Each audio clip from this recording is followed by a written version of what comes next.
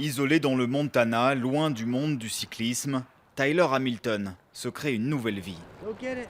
Oh, good boy. Pour se reconstruire, l'ancien coéquipier de Lance Armstrong a choisi de vider son sac. Dans son livre, il raconte l'envers du décor, l'omniprésence du dopage au sein du peloton.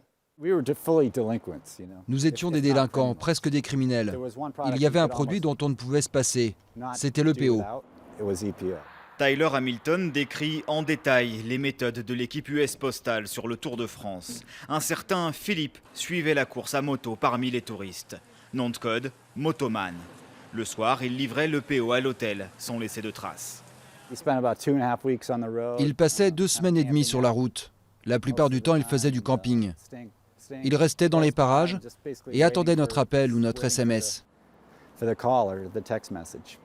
Un système bien rodé et la loi du silence imposée par le leader de l'équipe, Lance Armstrong, qui a lui-même admis avoir agi en caïd.